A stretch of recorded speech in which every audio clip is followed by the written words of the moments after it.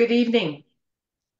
On behalf of the Jesuits of Canada, it is my pleasure to welcome you here this evening for our webinar with Dr. Michael W. Higgins.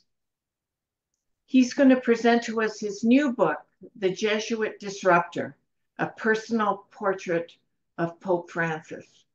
If you could hold up your book, Michael. I hope everyone's had a chance. I hope everyone's had a chance to read it. Some housekeeping before we get going. The presentation will be 90 minutes, and that will include the presentation time and time for questions and answers. Please put your questions in the Q&A box. They may be missed in the chat. A link of the recording will be sent to all registered participants within 72 hours. There's no need to call or write for the link. And please change to the French channel if you would like to listen in French. We begin with a land acknowledgement.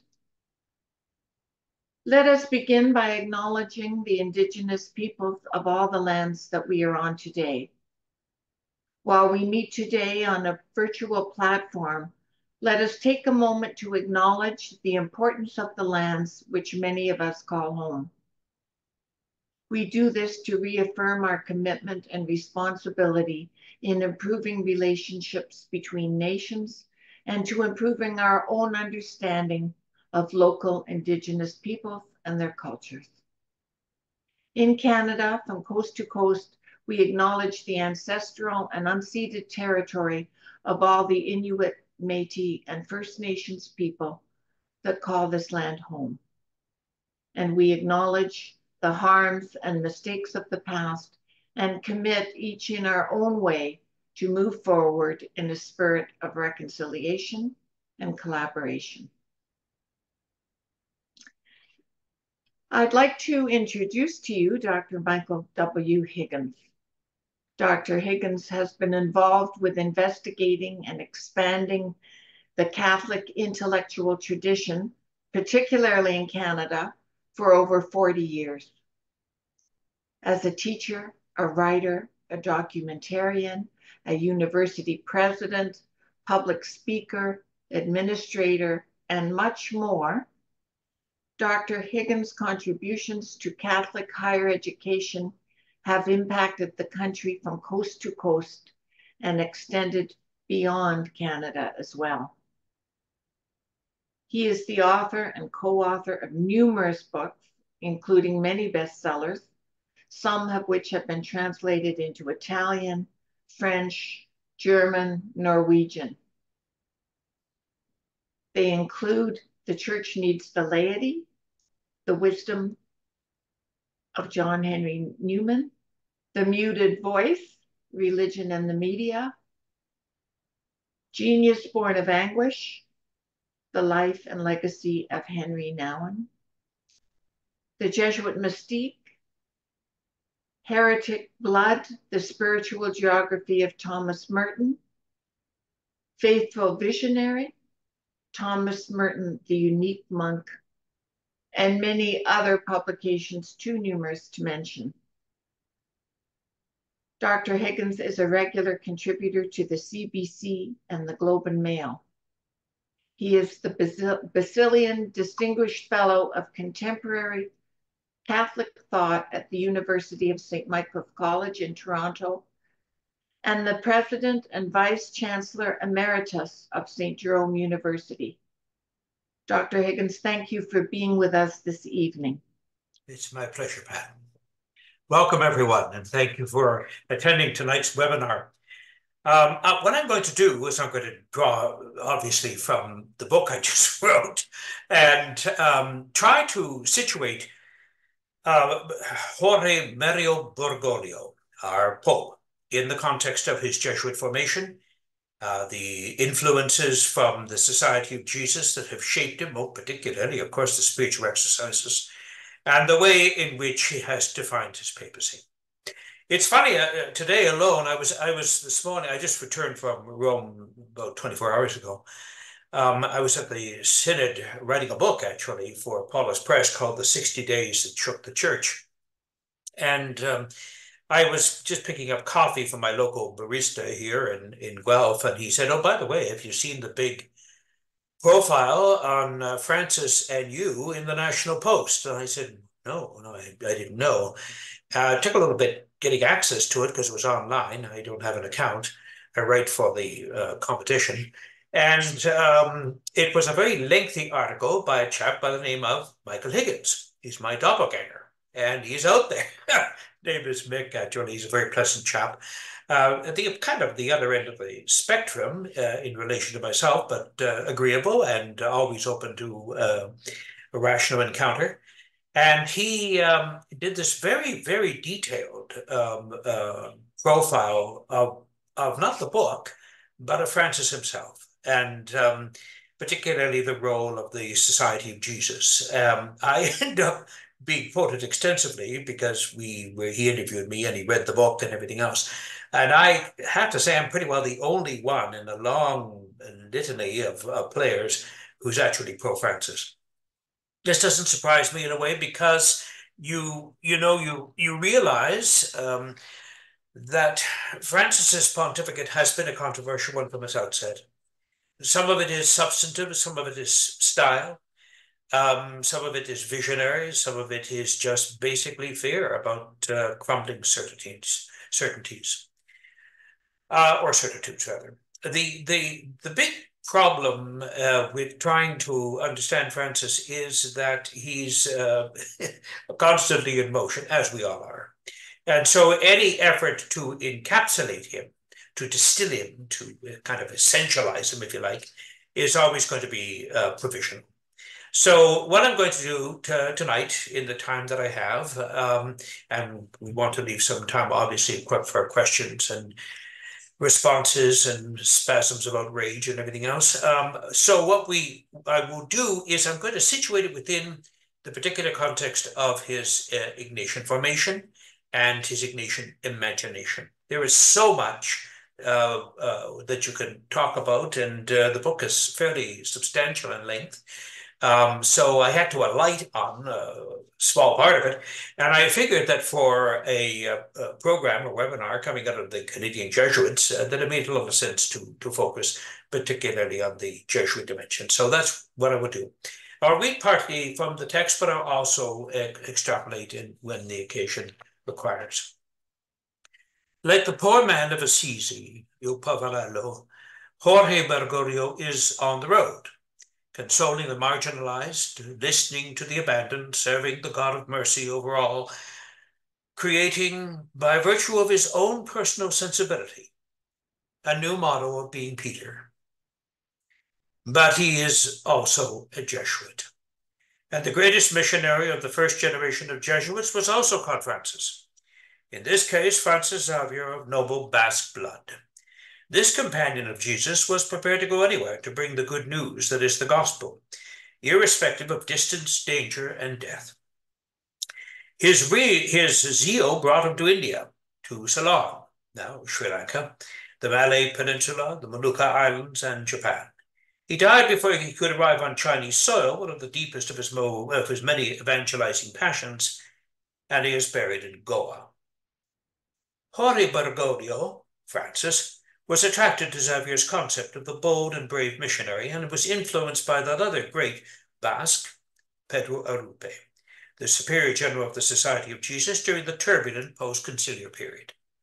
Arrupe was trained in medicine, stationed in Hiroshima at the time of the perfidious nuclear detonation in 1945, and was himself a model for respectful dialogue, witness, and inculturation, in sharp contrast to the predominant missiological thinking propelled for centuries by the belief that extra ecclesiam nulla salus, outside the church, there is no salvation.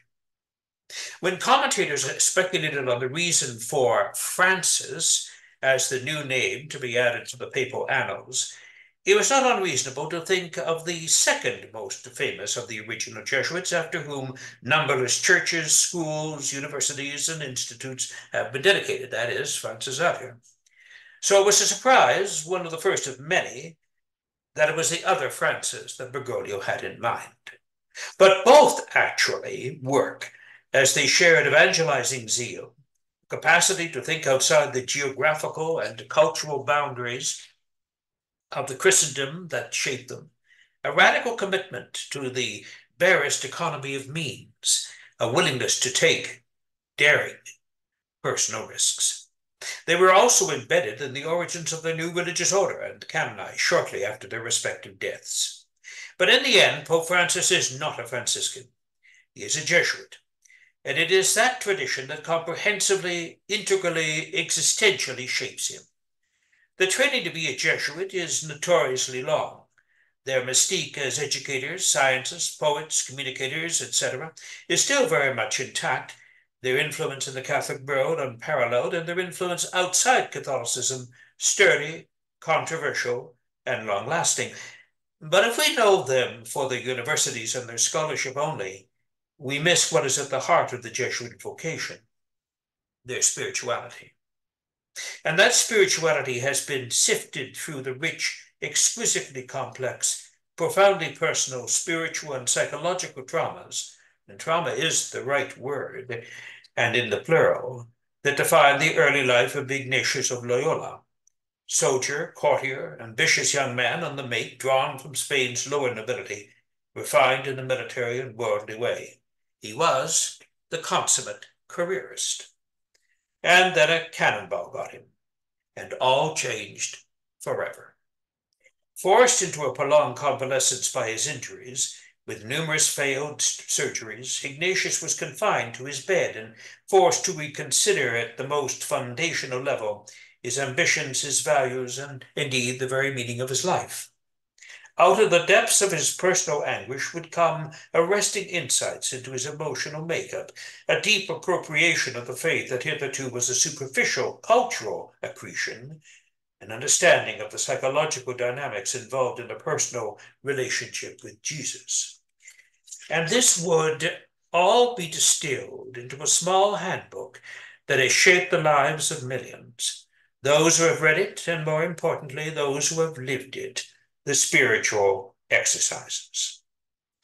Jack Costello, an educator, a philosopher, and a past president of Regis College at the University of Toronto, nicely encapsulates the innovative and distinctive genius of the exercises when he says, and I quote, "The spiritual exercises is at the heart of Jesuit spirituality because it deals with life as a journey of transformation in relation to the movement of history.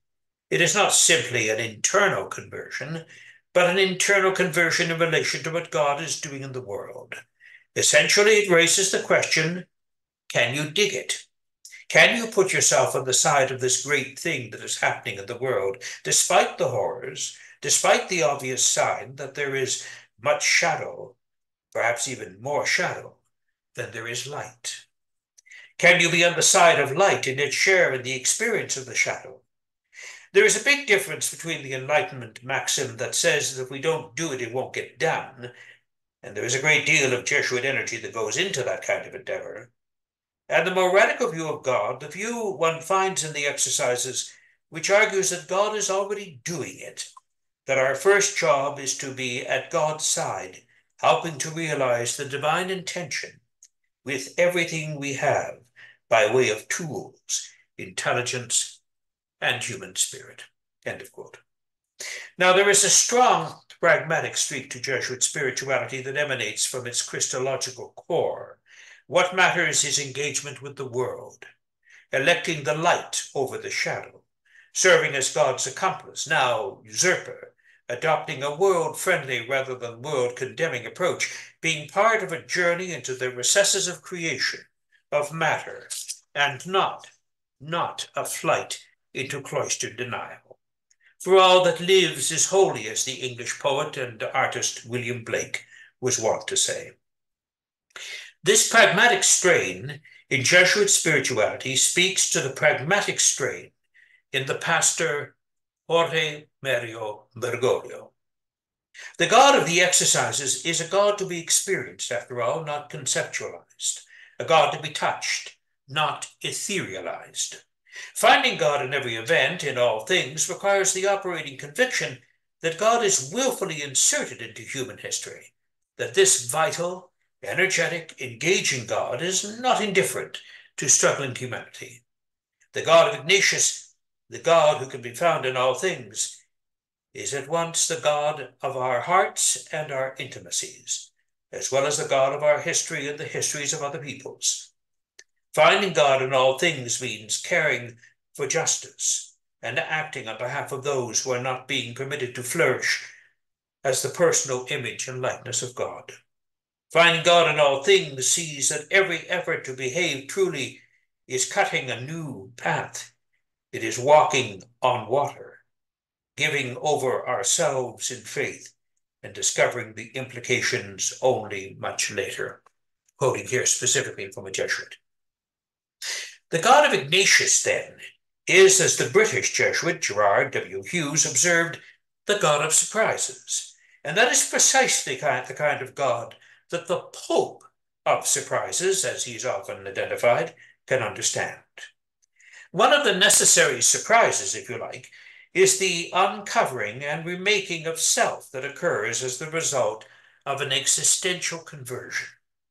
Ignatius's own conversion provides the rudiments of the exercises, allowing for the creation of a personal template with universal application. The formative moment occurred in Manresa, Spain, from March 1522 until February 1523, where Ignatius divided his time between a solitary cell attached to a Dominican priory and a cave overlooking the Cardona River. It was here, on the banks of the Cardona, that he experienced an overpowering illumination, an experience he described in his own autobiography dictated near the end of his life. What is critical of the Manresa experience, the absolute uprooting of identity and the subsequent reconstitution of the self, was to prove fundamental in shaping Ignatius's perception of the radical nature of authentic conversion and the reorientation or new life commitment that is necessitated by precisely such a conversion. The Jesuit psychiatrist, Harvard professor, and Ignatius biographer W. W. Meisner writes of this core experience from his own distinctly Freudian perspective. He says, the reshaping of identity that the pilgrim, and you will remember that Ignatius always identified himself as the pilgrim, sought in the cave of Manresa, was distilled into the practices of the spiritual exercises. He proposed to his followers and to those whom he directed in the exercises the same end, a restructuring of the self, of one's sense of self, of one's own identity, in terms of total commitment to God's will and to unstinting enlisting in God's service. The entire corpus of the exercises is organized and directed to this end. It proposes nothing less than the restructuring of one's life, one's ideals and values, one's goals and one's hopes, and the commitment of that life to the service of the King of Kings. End of quote. The spiritual exercises then define Jesuit identity. They bear the distinct stamp of Ignatius's own personality, his acute introspectiveness, his preference for an orderly and programmed way of experiencing and indeed understanding God in that order, his creative and unrestricted use of all that is material, of all that is human, in his relentless pursuit of the divine majesty. Now, I'm just going to stop here for a second, but years ago, in the early 1990s, I was commissioned by the Canadian Broadcasting Corporation to do an idea series called The Jesuit Mystique. And a colleague of mine, Doug Letson, past president of St. Jerome's, we worked together to produce a book that in part was based on the research put into the work that resulted in the idea series. One of the people that we interviewed was Robert Drinan. Drinan was an American Jesuit who was at the time a professor of law at Georgetown University in Washington, had previously been dean of the Boston College Law School, and at one point was on the committee that investigated the impeachment of Richard Milhous Nixon. He was a distinguished Jesuit jurist and somebody who had an outsized role in American political life, the absence of which, of course, is now sorely felt. But in a conversation with him, I asked him specifically about what identifies a Jesuit as a Jesuit. And he said, "It is remarkable that the exercises have the power to guide you, almost like the Imitation of Christ by Thomas à Kempis. You pick it up at any point and you find out what you need to know at that very moment. The spiritual exercises give you the foundation, but I think that, like St. Ignatius himself, we need to move beyond the basics." He was a mystic for most of his life. His spirituality deepened as he matured, and I think that you can say that for most Jesuits, the same is true. They deepen their own spiritual lives by going back to the things of Ignatius, to the first 30-day retreat, and then to the second 30-day retreat that we do during our tertianship. The concepts of the spiritual exercise have a way of getting into your soul in such a manner that you may not be able to articulate them, but they are there. They are real, they are pervasive, and they are determinative. Now keep that in mind as we come along now with focusing specifically on Bergoglio. So this is the background, this is the context. These are the shaping forces of the exercises, the dominant personality of Ignatius of Loyola, and the history. And now we enter into the specificities of the Bergoglio maturation and indeed legacy. This is Bergoglio's tradition, his spiritual framework. Ignatius and his spiritual manual, the exercises, which is sometimes called an Enchiridion, formidable forces that shape and direct the life and ministry of the first Jesuit pope.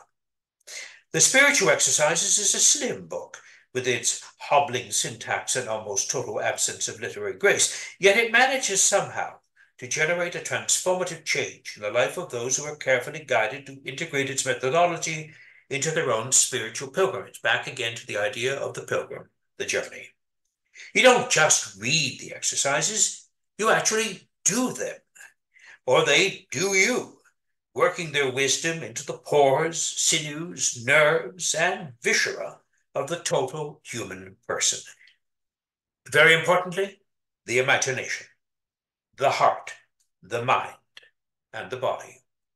For just as taking a walk, traveling on foot, and running are physical exercises, so is the name of spiritual exercises given to any means of preparing and disposing our soul to rid itself of all its disordered affections, and then after the removal of seeking and finding God's will in the ordering of our life for the salvation of our soul, as Ignatius says. The exercises then are flexible and versatile. They were conceived as a malleable framework that allows for one directing the exercises, the director, than the one doing the exercises, the exercitant, to find the best way of moving forward. It is a dialogue, a key word in the Bergoglio lexicon, a momentum built on mature self-knowledge, deep interiority, refined discernment, and sometimes lacerating self-honesty. It is not for those seeking easy spiritual nostrums, a spiritual therapy that is more chicken soup than a healthy broth with a pungent aftertaste. As the Jesuit spiritual master, the late John English, observed, the exercises is not a compendium of ethereal maxims, a handbook for the Gnostic or a spiritually elite, but a rustic and unpolished product of a simple layperson with very little education who had this great experience at Manresa. English writes of the exercises dynamic. It brings me from my foundational experience of creaturehood to that of my brokenness or sinfulness, to my transforming experience of forgiveness, of being forgiven unconditionally. Out of this tragic or triadic experience comes the sense of call. I have to do something. End of quote. When the young Bergoglio did the exercises for the first time, the Jesuits make the exercises a minimum of 2 times in the course of their lives as Jesuits, as I indicated earlier. He would have understood that the call he faced demanded nothing less than action on his part. To better understand what that call consists of, it is essential to know something of the psycho-spiritual dynamic involved in doing the exercises themselves. Fully cognizant of his own disorder, and yet fully aware that he has been loved into existence by God, Pope Francis's whole new awareness of God propelled him to engage in the world in a new and revolutionary way. There's a strong evangelistic streak in Bergoglio's personality and spirituality, and it is directly attributable to his Jesuit formation. And an especially significant consideration in this regard is the Ignatian notion of the magus.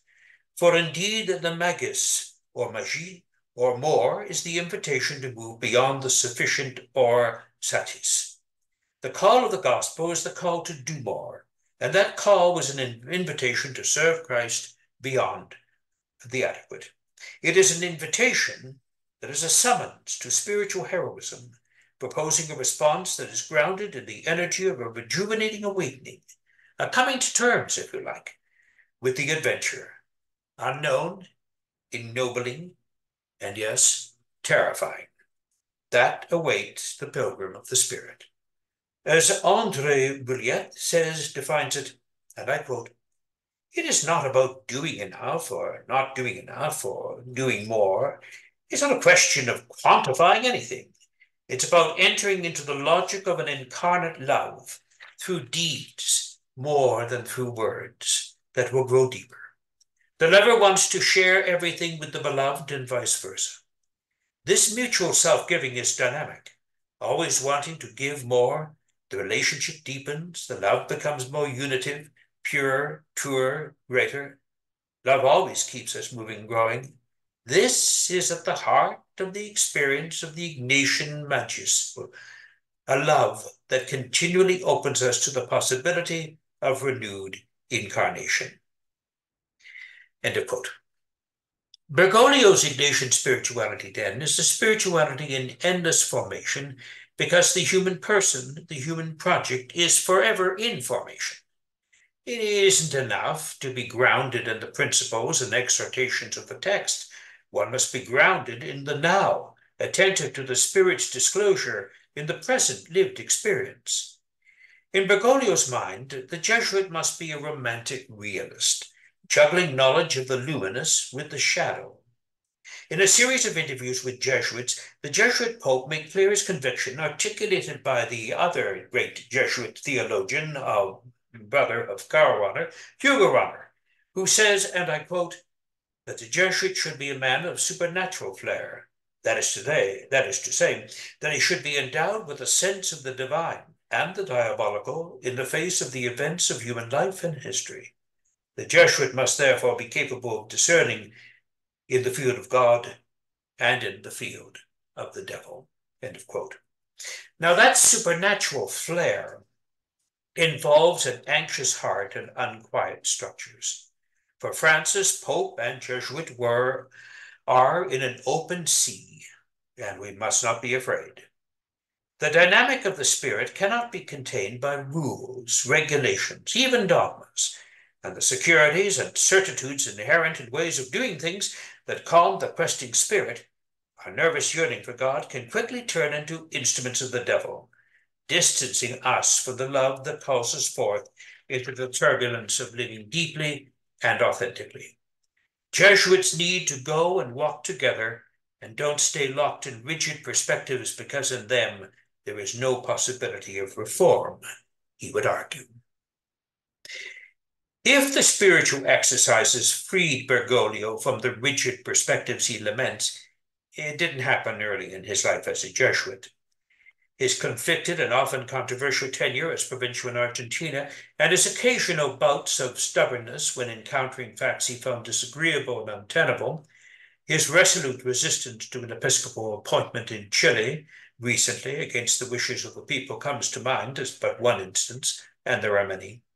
His constancy on the matter of being liberated by the spirituality of Ignatius, however, remains a fixed element in the Francis firmament. He regularly denounces the predilection many prelates have for stability and continuity, precisely because such devout adherence to the past forecloses the imagination, restricts the operations of the spirit, and confines and delimits the church in her ministry to humanity. The spirit must breathe, the Pope argues. The heart must soar. The imagination must be unshackled. During the summer, Pope Francis published a text on the role of literature in the curriculum of seminary formation. He extended it in part to include other formatters, including catechists, but primarily the audience was seminarians. But these are not the ecclesiastical equivalents of politically correct views. They're rooted actually in serious thinking. One of those serious thinkers who was in the Jesuit airspace for decades, profoundly influential in both Jesuit and non-Jesuit circles, of course, is Francis's fellow Jesuit, the Canadian philosophical theologian Bernard Lonergan. Although Lonergan died in 1984, in the same year as it happens as his equally influential fellow Jesuit Karl Rahner, his influence has grown courtesy the publication of all his work by the University of Toronto Press. The rising numbers of doctoral students doing work on Lonergan and the wide appeal of his interdisciplinarity have huge appeal to the intellectual world. Lonergan's view of the Catholic world after the Second Vatican Council is a prescient summary of the reality on the ground philosophy of Francis, and is perfectly consonant with his ecclesiological and pastoral thinking. Jesuit theologian Gordon A. Rickson identifies several points of connection between Francis and Lonergan, especially in light of their shared appreciation of multivalent dimensions of culture and truth seeking. And I quote from Gordon: "Social groups develop distinct ways of living together, shaped by different evolving meanings and values. Lonergan recognizes this cultural dynamism as a truth of human existence. Francis, indeed, affirms and celebrates this cultural diversity as a creative expression of human and divine artistry.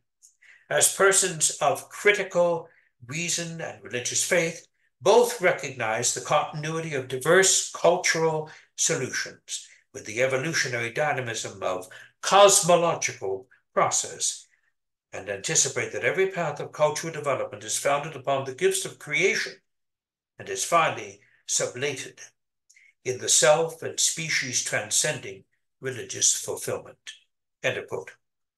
Francis' intellectual horizon, then, is similar to Lonergan's, although the coloration of temperament, philosophical disposition, and manner of approach, the very way that they approach the apprehension of truth itself, vary. For Francis, methodology takes a second seat to pastoral intuition, and he lacks the systematician's love of order and category that defined Lonergan's approach. But at the deepest level, they share a number of working convictions.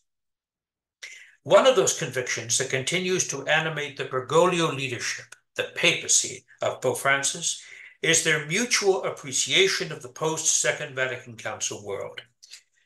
Just as an aside here, having just returned from the Synod, not as a Synod delegate, but as a journalist accredited to the Synod for purposes of writing the book, one of the things you realize again and again is Francis's insistence that the work of the Synod is a continuation of the work of the Council. And indeed, it's a flourishing of the work of the Council. And this is important not only as a way of ensuring the kind of continuity that many of Francis's detractors and critics fear or use, saying, well, you know, we discontinue from the past, the tradition is dead. He makes the argument that the tradition lives and that the Synod is a continuation. The Synod is a continuation of the work of the Council. Very important point. Francis would give a mighty amen to Lonergan's assessment that we have moved from a classicist to an historicist paradigm, and that this paradigm, in all its contours and configurations, is still unfolding. Here's what Lonergan says: "What breathed life and form into the civilization of Greece and Rome, what was born again in a European Renaissance, what provided the chrysalis whence issued modern languages and literatures, modern mathematics and science, modern philosophy and history, held its own right into the 20th century. But today, nearly everywhere, it is dead and almost forgotten. Classical culture has given way to a modern culture, and I would submit the crisis of our age is in no small measure the fact that modern culture has not yet reached its maturity. The classical mediation of meaning has broken down. The breakdown has been affected by a whole array of new and more effective techniques.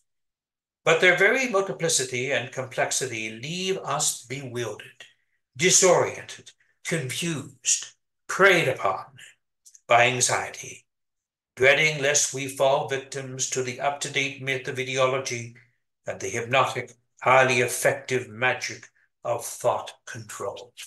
End of quote. An essential quote, by the way, in the Lonergan corpus. And that's saying something given the size of the Lonergan corpus. Given the geopolitical realities that have emerged in the decades following Lonergan's death in 1984, his anxiety is around current ideologies and their corrosive hypnotism, compounded by unchecked social media competition for suzerainty among Facebook, Twitter, Instagram, and their proliferating wannabes, seem more than validated. The shift in an epistemological culture with all the accompanying upheaval and a more fluid, less static grasp of what we understand truth, human meaning, and divine purpose to be, confirms Lonergan's vision and confirms Francis's reality. The philosophical architect Lonergan and the shepherd Francis approached their respective Jesuit vocations, deploying their personal gifts and talents, and therein lies distinct differences. But they are aligned in their preference for empirical rather than an a priori argumentation, for their determination to rid their own thinking of any conceptualist rigidity, and in their own openness to a seismic overturning of the way we have been acclimated to think, moving into that messy terrain called life, with the freedom of the spirit that is liberated both from the clerical parochialism and the sometimes constrictive Thomism of their early training. Okay, now I have another large chunk here on the confluence of Merton and Francis, but I think that might take us a bit afield. So I'll continue on this point and wrap up shortly so we can have questions and engagement. Francis's commitment to dialogue, as Lonergan understands it, a concept that we've seen developed not just simply because of the importance attached to dialogue in Ecclesiam Suam, which was the first encyclical by Pope Paul VI, coming out of the council, near the end of the council, rather. And very important to recognize this. Bergoglio takes the concept of dialogue and fleshes it in his own way, gives it his own stamp, if you like, or own coloration. His commitment to dialogue, to listening as an act, indeed the premier act of effective engagement, has been tested to the extreme by the political realities of a globally aggressive China and a fiercely territorial Russia. The resurgence of Holy Russia under its Tsar, Vladimir Putin, has posed an especially pointed challenge to the Bishop of Rome. His determination to build bridges with the Orthodox Church of Russia has been a theological and pastoral priority from Francis from the outset of his papacy.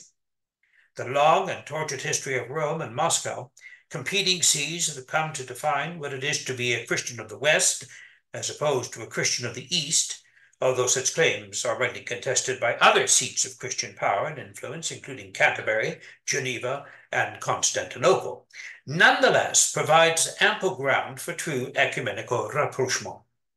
The Vatican has made many overtures to Bishop Kirill, Patriarch of Moscow and Aarhus, and Primate of the Russian Orthodox Church, to seek common ground by first establishing an in-person meeting, a meeting on Russian soil, ideally. Well, Putin's invasion of Ukraine in February of 2022 undermined Francis's efforts to engage with Kirill and secured his relations with many of the and soured his relations with many of the Greek Catholic or Byzantine churches that comprise over 20 long-established and independent churches that are in communion with the Latin Rite Church, headed by Francis, still retaining their own unique liturgies, spiritual and theological tradition, and respective codes of canon law. By not forthrightly denouncing President Putin's unlawful invasion, the consequent loss of life, mass migration of peoples, and profound unsettling of the world order, Francis was seen as too soft, an ardent follower of the Vatican's own policy of Ostpolitik, largely formulated during the papacy of Paul VI and his very able Secretary of State, Agostino Casaroli. In this regard, Francis can be seen in agreement with theologian Paul J. Griffith's sober assessment of political pathology. And I quote, "All political entities want what they want, and they kill for it. Competence and non-competence both. We want what we want, and we kill for it. Competence and non-competence both. That is what all sovereign states do when they can. It is the burden and overflow of the libido dominandi, under which all of them, including the United States, very possibly most including the United States, struggle and sink. It would be better to look this in the eye than to stick it out with moral glosses it cannot bear." End of quote. Although Francis views such political pathology through the lens of original sin, he does not subscribe to such a Hobbesian perspective. He doesn't embrace the Clausewitzian theory that war is the continuation of policy with other means, or the Kissingerian pragmatism that presents itself as rational accommodation. He is a stalwart believer in a redeemed humanity. No misanthropic philosophy for Francis. Balancing his Christian humanism, his Ignatian spirituality, and the political necessities that are unrelenting is often a bit of a papal mugs game. But for some of his strong admirers, this balancing act has gone perhaps a bit too far. And it's come under fairly severe criticism for a number of reasons, from Greek Catholic priests and theologians who feel that there is no moral equivalence between Ukraine, an invaded country, and Russia, the invading power. Similarly, debates around conversations between heads of state in Israel, Palestine, Iran, and whatever, all indicate a complex nexus that Francis tries in some important way to situate himself as a healer, as a bridge builder. Not so easy. Often it alienates the other interlocutors, precisely because they're not interlocutors. There was a marvelous example at the synod, the recent synod, when Archbishop Joseph Tobin, the Cardinal Archbishop of Newark, New Jersey, was giving a wonderful example of how a synodal way of living, a synodal way of negotiating, a synodal way of being church can go a long way to bring political serenity, or at least some degree of political stability in the larger world. And he gave us an example, the Good Friday Accords of 1998 in Ireland. You may remember that in 1968, we had the beginning of what was called the Troubles. They lasted for about 3 decades. There were several thousands of deaths. And the effort to provide any kind of political solution seemed eminently or endlessly elusive. But as things worked out with Hume and with Clinton and with Marshall and to some degree even with Thatcher and other players from the UK and the United States and in Ireland itself, great progress was made. And eventually the Good Friday Accords were signed. They were signed in a Redemptorist monastery in Belfast, because one of the essential architects of these accords was a Redemptorist priest by the name of Alec Reid.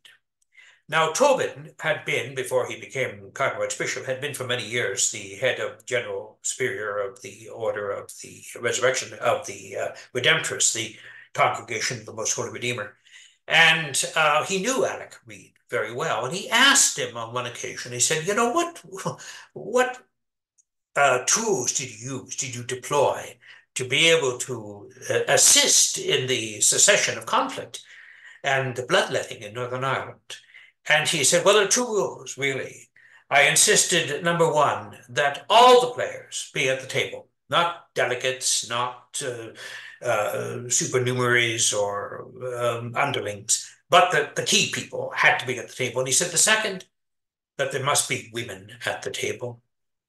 The Tobin uses this as an example of a synodal template in the discussion of ad intra ecclesiastical issues, the role of women, ministry, the diaconal debates and whatnot, but also the ad extra, the relationship of the church to the world and how you negotiate that. And that is what Francis is doing, building on this momentum of dialogue, so important and tied to his understanding of encounter. And again, to put this within a larger framework, lots of this comes out of his deep experience of the exercises. Now, there are other intellectual influences like Guardini or Rosmini and others, but at the core of this is this spiritual discernment. Francis prefers in keeping with his commitment to listening and not judging, Francis prefers the platitudinous to the denunciatory, fully aware that general laments and broad exhortations, essentially impotent though they be, are a necessary prelude to winning the minimum trust that is required for dialogue. I was struck again recently in the Synod by one of the presentations of now Cardinal-elect Timothy Radcliffe, the former Dominican Master General. And he talked in his meditations that he was providing at the beginning of the sessions, along with Mother Angelini. The two of them together constitute a kind of spiritual architecture, if you like, of the Synod, or for the Synod. He talked about, in the end, that one has to trust Peter. And he didn't mean this in a naive way, in a supine way, in a matter of mindless deference.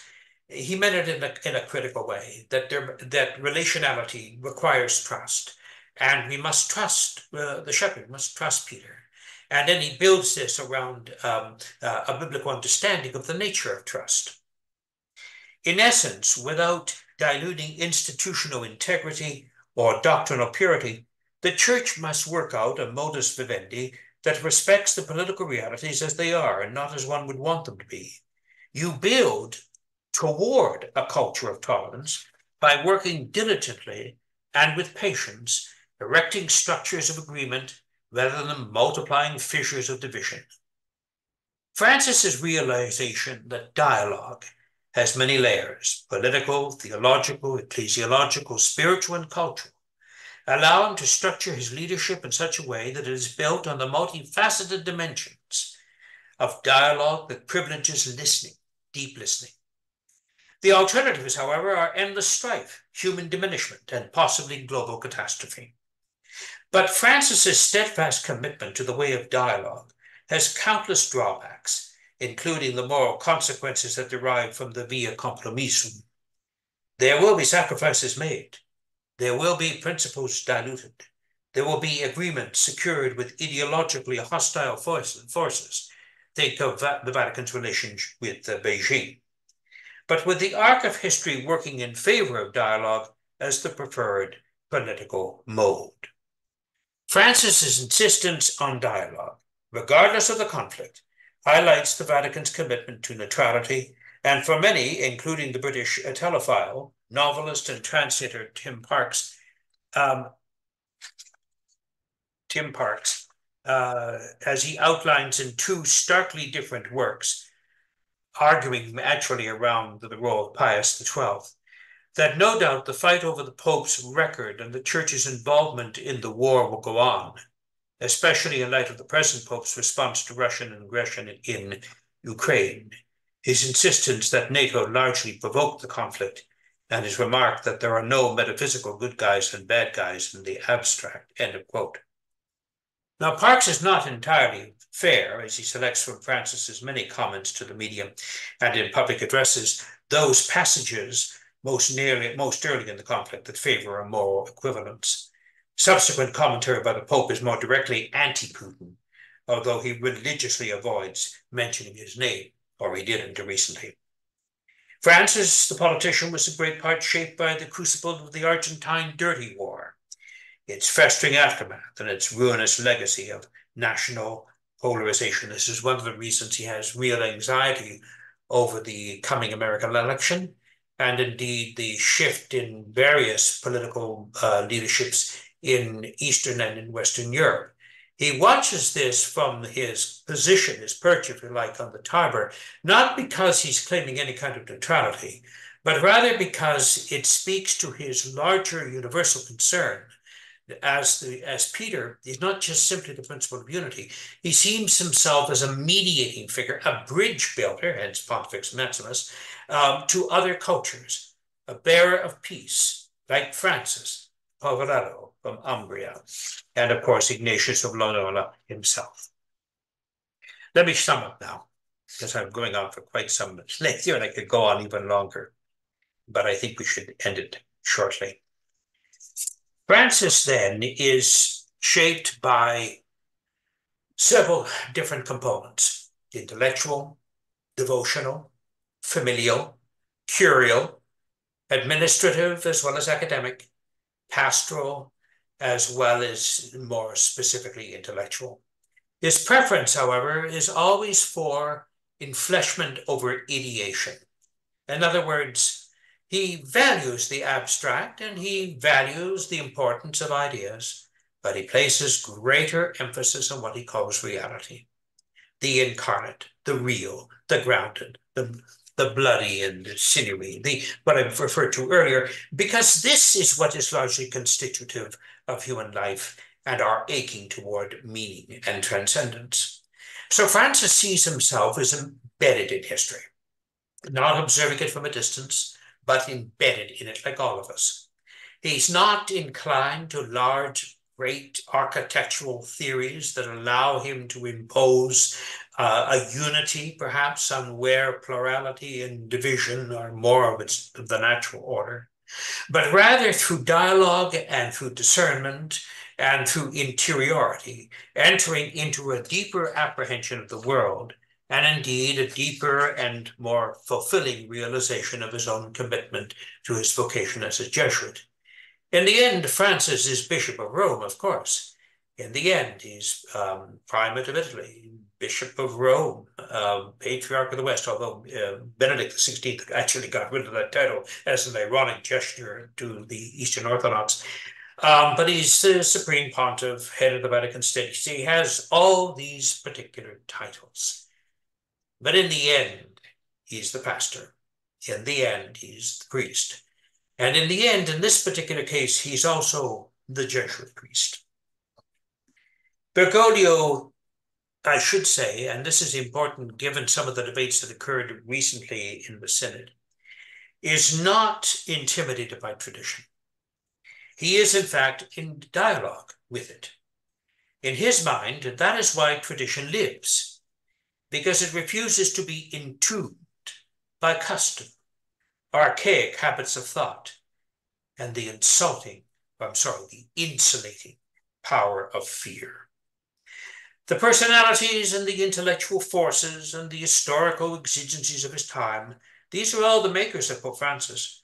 Whether historical models, icons of holiness, or thinkers, they prepare him to attend to the Spirit, to unearth the deep sources of renewal at the heart of the Second Vatican Council, and to make them guideposts for a future ecclesia, a future assembly or church, birthed in the heart of God and quickened in our time for humanity, aching for harmony and joy.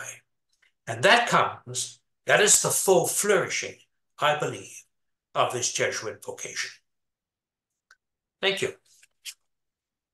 Now we'll... Thanks, Michael. Okay. We will now go to some questions. So I encourage you to use the Q&A box to put your questions. We'll try to get to as many as possible. And we'll start. Could you tell us about your recent experience at the Synod and discuss the specific highlights of how the Synod was distinctly Ignatian? Well, that's a good question, and it was distinctly Ignatian. The Synod process, and it has radically changed. I covered early synods of John Paul II and one of Pope Benedict, and were very different, unlike the synodal structure that we have now with Pope Francis. But more important than the shaping or the expansion of the synod structure itself is the concept of synodality, and that's why this synod was especially important.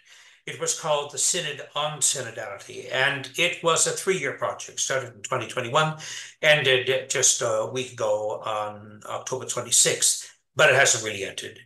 It's gone into its next phase, its implementation phase, which is going to be a longer evolutionary, have a longer gestational component to it. Synodality for Pope Francis isn't a series of credo statements. It's not a platform or a program of action. It's not certain specific initiatives that have both doctrinal and disciplinary impact. It is rather a process. It's a spiritual process. It's foundational, and it comes in many ways out of his training as a Jesuit. Also, there are other influences from Latin America, influences from his work at Aparecida in Brazil, when he was one of the relators and creators of the great document that came out when he was Cardinal Archbishop of Buenos Aires, but also various other sources too. But the Jesuit component involving discernment, clarity, respectful dialogue, deep listening, reverencing the other, all kind of within a wonderful cycle of prayer, silence, speaking, prayer, silence, speaking, a kind of Trinitarian pattern that envelops you and creates an atmosphere and an experience that is both deeply reverential and perhaps even filled with some awe. One of the things that was really interesting to observe, both among the various presenters at all the press briefings, and there would be one press briefing a day, each day, with the exception of Sundays, during the course of the first synod, and every day of the week, with the exception of Saturday and Sunday, for the second session, were the various presenters coming forward talking about how this experience of synodality had been transformative for them. And they talk about it in the kind of language that you find with people who have just come out of doing the 30-day exercises, or even an 8-day exercise. This transformative power, this capacity to taste the Spirit, if you like, if you want to put it that way. And I think that by doing this, Francis achieved something that for many of us was quite frustrating at the beginning, quite frankly, because we could get very little in the way of information. There just seemed to be so much confidentiality, so much protecting the security and freedom of the other, that for those of us covering the Synod, not those of us actually experiencing the Synod, but covering the Synod, was seemingly endlessly frustrating. We came to grips with that. We began to realize that this was the style he wanted, what he wanted to do, what he wanted to set as a model, an exemplar of a synodal church. And judging from the experience of the participants, the 365 in the first instance, 368 in the second, that seems to be largely greatly achieved.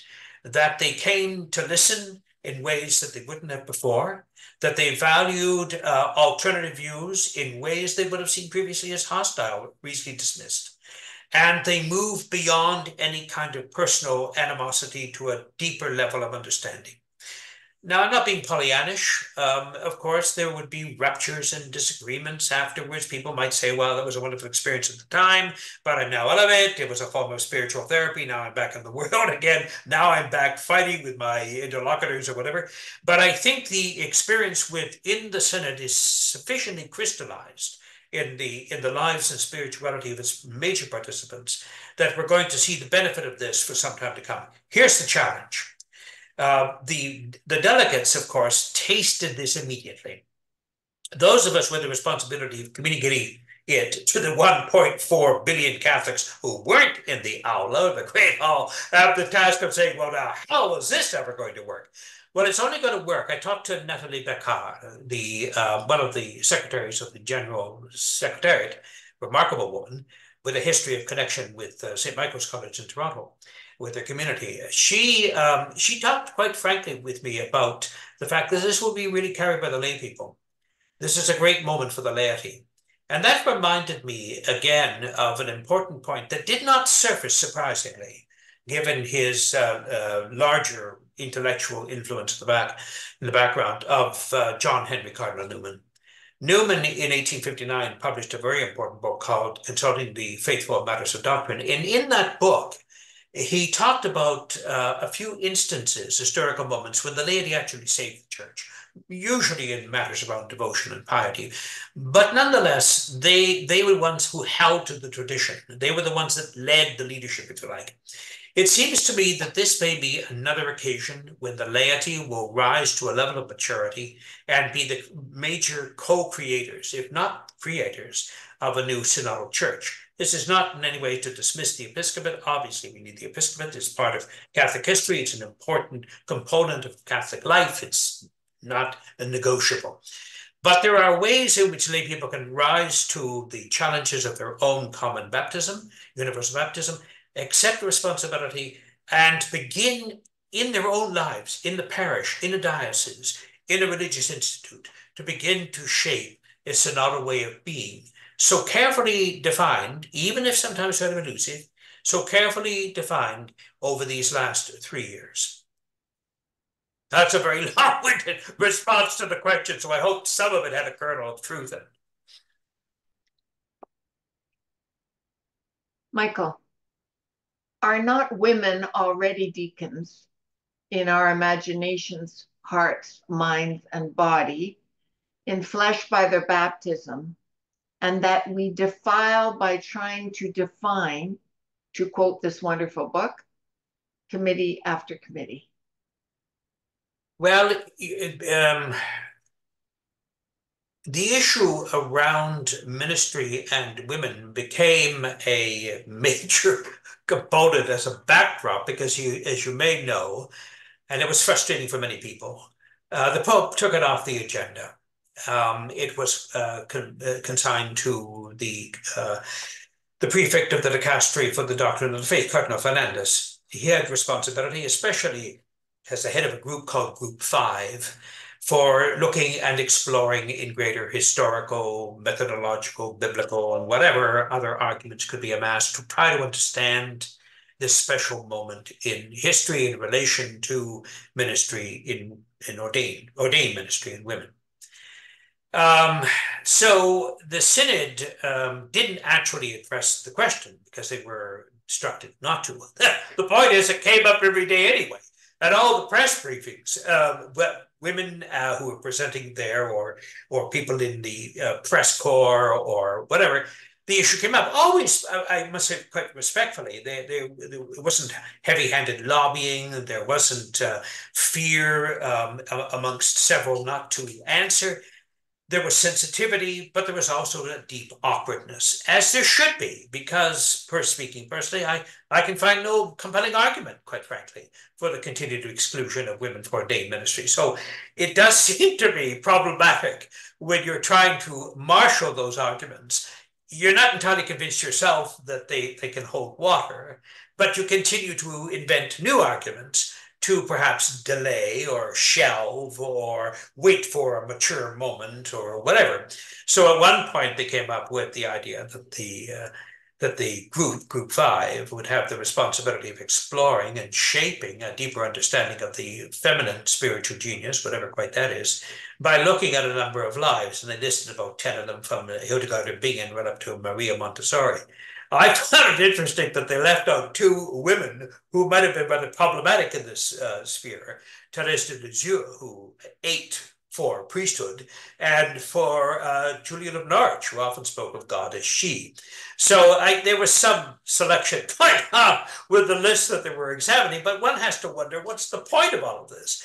Do we sit down and create a document on the role of men in ministry in the church, going from Augustine to Lonergan, say, and say, well, take 10 men here and try to figure out what men are like.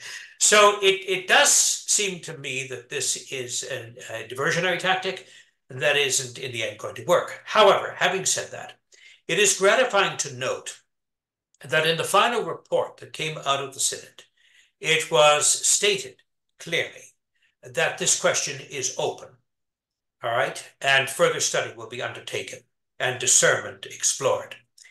The inclusion of this, I think, is very significant because there would have been significant opposition to that. Like, if this is church teaching, why do we continue to talk about this? But Francis has kept it open. And of course, he's instructed Cardinal Fernandez to explore in greater detail the results of the commissions on the role of women in the diaconate, in addition to other issues that have arisen as a consequence of the Synod itself, when many women spoke of their own experience in life, of the experience of abuse as religious women by religious men, and cultural persecution, and a kind of hostile anthropology. There's no way the Synod delegates could not have been unaware of this. And so it was omnipresent. It didn't dominate everything, but it was there in the background. So the fact that it surfaced in the final report, and the final report also addresses quite explicitly the suffering, abuses, persecution, marginalization, particularly of women, in addition to others, of course, but particularly women, is an important inclusion. Stronger, I think, than what appeared in the synthesis report from the first session of last year. So my sense is that we're going to be in for a turbulent time. The issue is not going to go away. The Pope has not exorcised it, if you like. It's still a live issue. But what is more alive, if that's a good way of phrasing it, is the concept of synodality itself. We must become a synodal church. And a synodal church is going to be somewhat different than a magisterial church. We're not talking doctrine here. We're not talking shelving the incarnation, dissing the resurrection, or anything like that. That's all in place. What we're talking about is how we live as an assembly, how we act and live as a church. And what are the fruits and the qualities inherent in that deeper Christian living as a church that we need to capture or recapture as we move into the future? That's Francis's goal. I think, I may be naive in this, but I think he achieved that with this Synod and with the final report. And that's no small undertaking. But again, it comes back to some of the things we were talking about earlier, things that shaped him, the values that he attached to discernment and to freedom and to dialogue.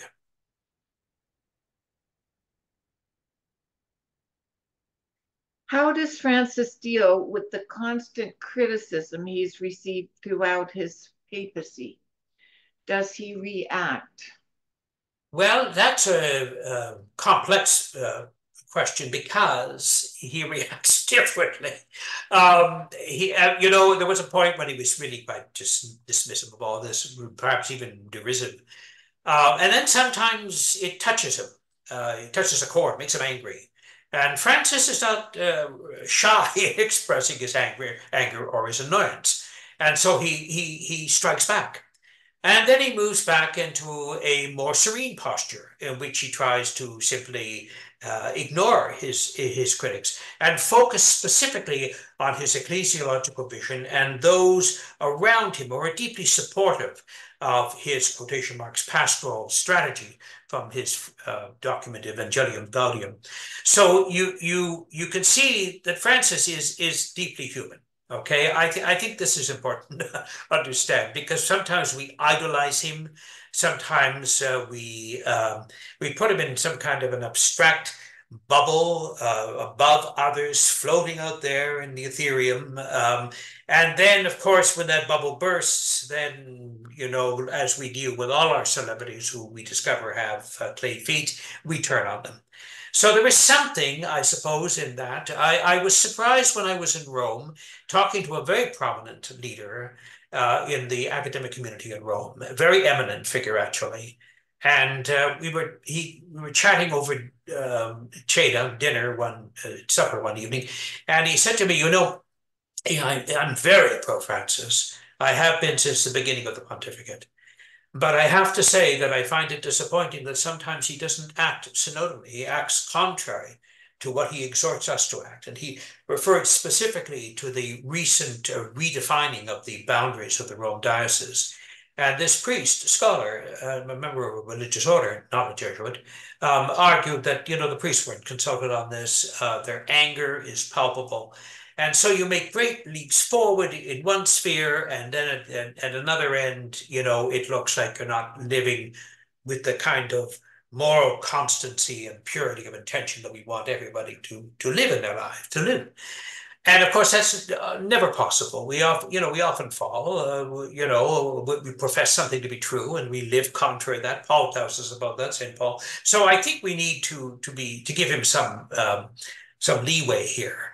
There is an autocratic streak in Bergoglio that hasn't entirely been eliminated. And that's okay. I mean, that's who he is. That's his personality. The important thing is to be able to speak frankly. He's constantly talking about parrhesia, speaking with freedom, without fear. And my sense is that among many close to him, they do that.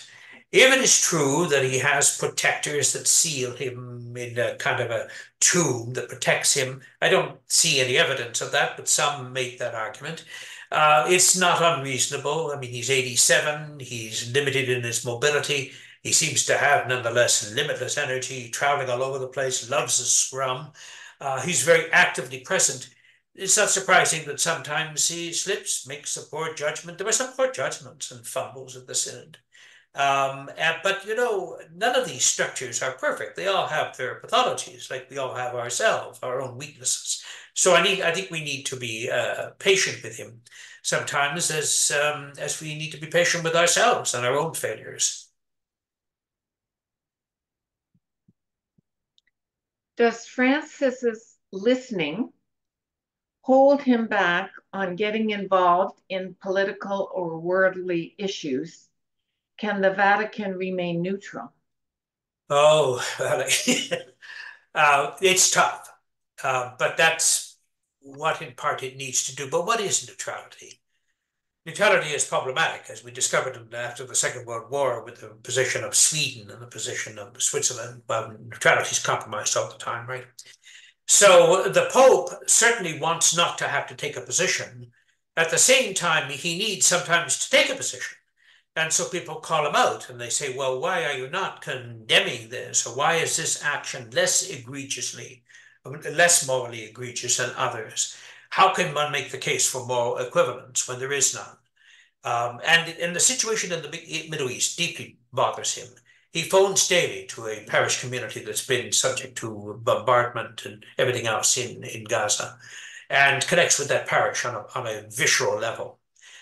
He has given public statements about the situation in the Middle East, and in the process has alienated the Israeli ambassador to the Holy See, created some difficulty with the Jewish community over this. At the same time, he has to wrestle with the issues around Hamas and Hezbollah, and their own Muslim and political zealots that threaten life at every level. So it's not as if he's taking a particular political ideology and privileging it over another. What he's trying to do is to find a moral ground in which he can be a conduit that brings together the bridge builder, bring people to the table. Now, it may not be him. I mean, he has sent Zuppi and Perelin to Moscow and to other places to try to negotiate and try and do things. These prelates are competent, experienced politicians, if you like, ecclesiastical politicians. They know the world. They know when they're being used. They know the importance of political gesture and symbolism. And they also know the nature of tyrannical regimes. Rome's had lots of experience with that. Political regimes, in particular in Europe, but also in its own history. Rome can hardly blame other regimes when it itself has a sordid history in some respects. So Francis's role as a pastor of peace, if you like, is something that he constantly keeps in mind, tries to negotiate, works at it as politically astutely as he can, and yet conscious of all the holes in the argument and in the policy. He knows that in conversations with Beijing, in order to ensure that there is not a divided episcopacy in mainland China, that he's handed certain powers and prerogatives to a government that wants to sinicize religion. He understands consequences. He understands the risks. At the same time, he looks at the openings, the portals, and says, well, here's some place where dialogue must continue. Because what's the alternative to dialogue? The alternative to dialogue is permanent hostility.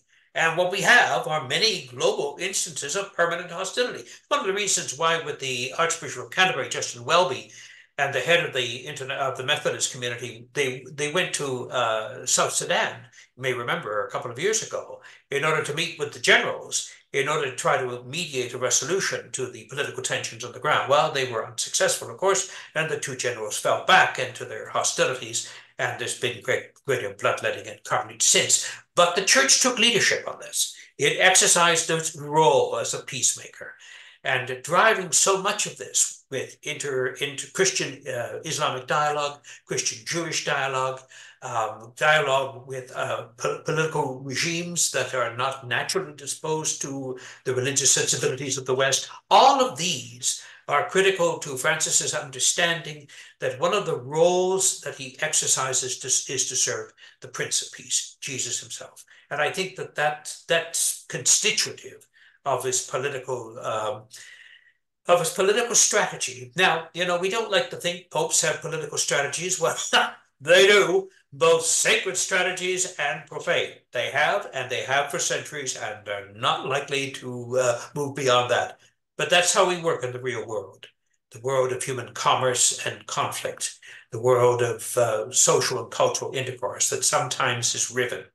Francis goes to the places that cry out for mercy.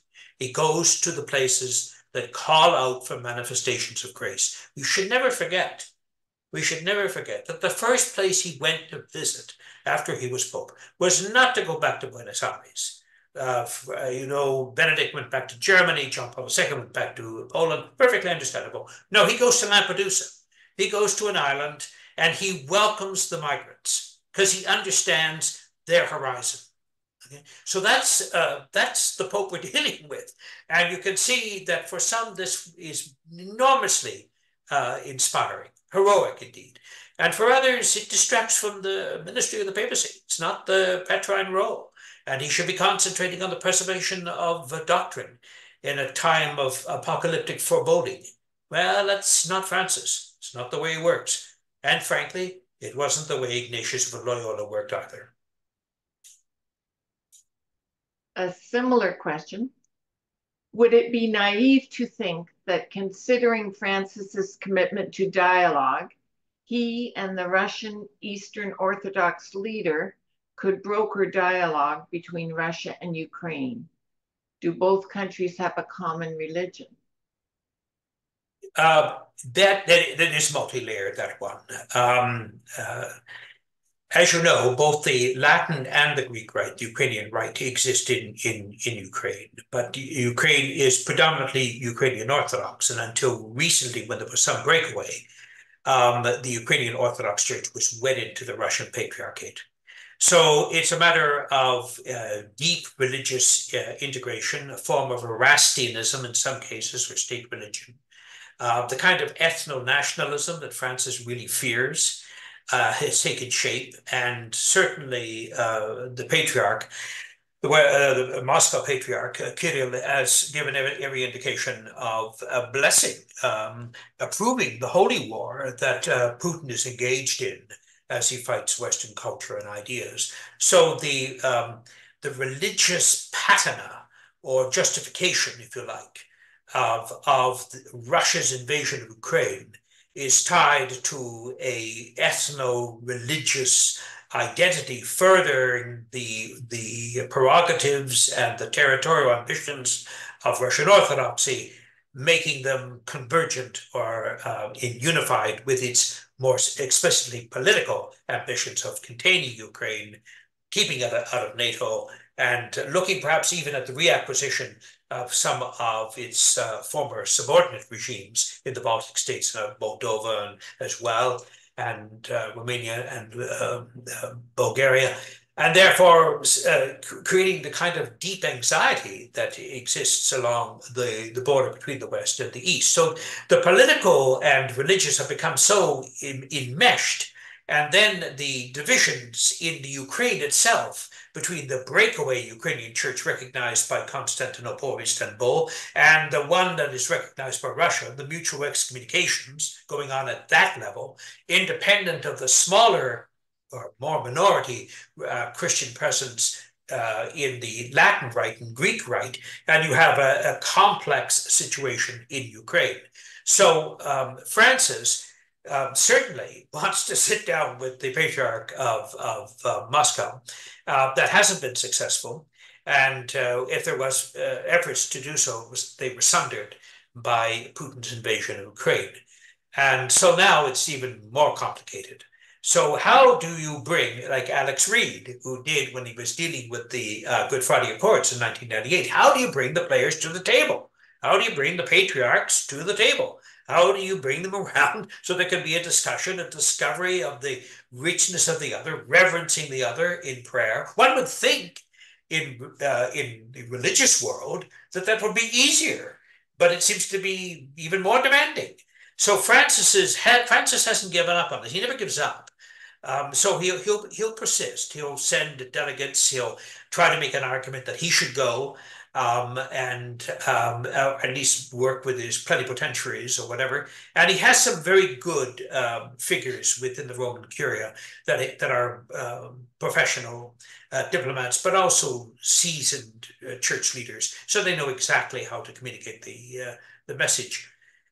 I think, there was, and I can't remember whether it was Cardinal-elect Radcliffe or somebody else, at the end of the first session commented that a UN representative, I think a Cambridge historian actually, but a UN representative was saying, look, if we could do at the UN what you have done in the past month in the Aula, the great hall of Paul VI, where all these tables with 12, 14 people at each one, 12, I think, gathered together from diverse perspectives, diverse backgrounds, and entered into a new, deeper harmony and understanding, we would not have our wars. We would have an end to the fractiousness and the carnage that seems to be our daily diet.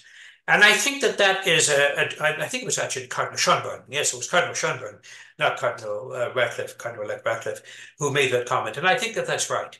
If the synodal way, if the synodal model can be implemented within the church, it can become indeed a model of operating outside in other jurisdictions, a modus operandi, if you like, that can be picked up by those in the political world, the educational world, the corporate world, whatever.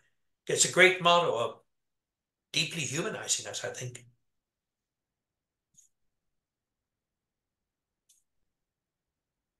What is your reaction to Francis's latest encyclical on the Sacred Heart? Do you have any takeaways from it? I haven't read it, so I have no takeaways, and I haven't read it because it came out right near the end when they were working on the final report, and we were scurrying around the Stampa della Santa Sede, which is the press office of the Holy See, trying to interview people, trying to get them before they departed and whatnot. So I haven't had the time to be able to read the document. I think everybody, certainly among the journalists and the academics present, we wondered why this, why now, what's the point of it? I haven't read the document, so I can't really comment on it.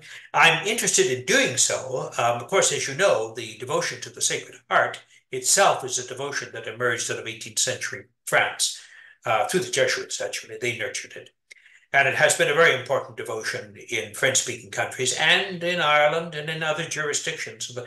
And then, of course, there's the great spirituality of Pierre Teilhard de Chardin and his own quite deep devotion to the Sacred Heart. So it's not just a matter of piety, some kind of pious drivel or something like that. Something like that at all. It's a rather sophisticated theology, and it deserves a careful reading. And I just haven't had the chance to do that yet, so I can't really answer the question. So I'm all right. So I'm answering it by not answering it. We only have time for one more question, which I think you'll be able to answer easily. What is your new book about? Oh, the new book, yes, the 60 Days that shook the church. Where this came from, it's about the synod. So it's a diary, actually. It's not a detailed analysis or a collection of documents and whatnot. There are several other books in the synod that we will see fitting those particular rubrics.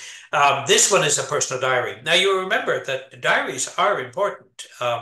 They're a major source of theological investigation sometimes. I'm thinking of the diaries of Yves Congar and others during the Second Vatican Council. And I'm not comparing my diary with them by no means. They were participants, they were periti, they were experts actually engaged in crafting text and everything else. I'm on the margins for all of this. My job is fundamentally to be an analyst, not a co-creator. So the diary will consist of impressions, particular moments, like the Bastille moment when the synod delegates confronted the cardinal prefect of the doctrine for the faith, doctrine for the church, over the mishandling or fumbling around presentation on women in ministry, various things like that. And its title comes from the 10 days that shook the world.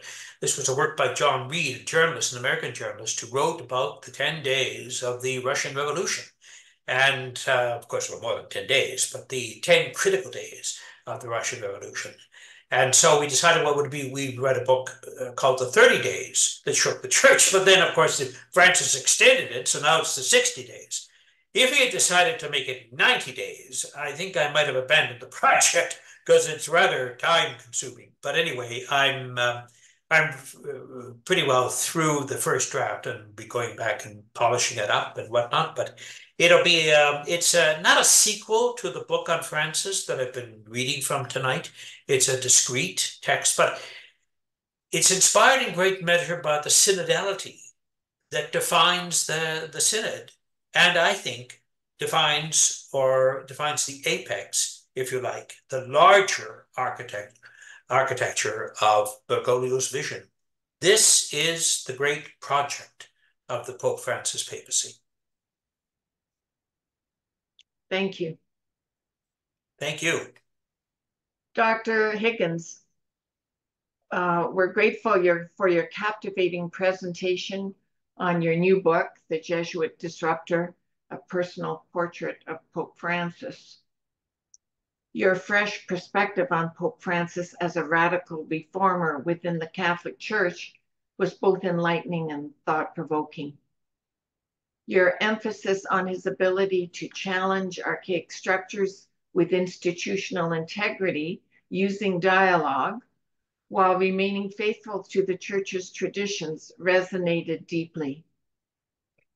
In a time marked by significant social challenges such as genocide, war, immigration, economic inequity, and environmental threats, Pope Francis's moral voice provides a much-needed perspective. Your analysis of his role in confronting these issues, despite the challenges within his own church, is particularly compelling. Your academic approach was not only accessible, but entertaining, making complex ideas captivating. Particularly, I appreciated your investigation into Francis the Jesuit, his training, his spirituality, his way of proceeding, and his finding God in all things. Thank you for sharing your time and expertise this evening. It truly enriched our understanding of such an influential figure. We look forward to engaging with your book further and discussing its implications for Canadian society and beyond. I encourage our audience to read Dr. Higgins' book, The Jesuit Disruptor, A Personal Portrait of Pope Francis. Thank you very much. Thank you, Patricia, and thank the audience for spending the last 90 minutes with me. So it can sometimes be fairly taxing, to listen to all of this, and I appreciate your care and sensitivity. Good night. Thank you. Good night. Now, please join us for some upcoming webinars. In November, we have a 3-part series with Father David Newhouse from Jerusalem on rereading the infancy narratives, Israel, Palestine Today. They will be on Mondays at noon Eastern Standard Time. November 11th, Joseph, son of Jacob. November 18th, Mary the prophetess. And November 25th, the birth of Jesus in Nazareth. And thank you to David Mann and our translators, Michelle and Isabel, for their technical support. And thank you to our audience, and good night.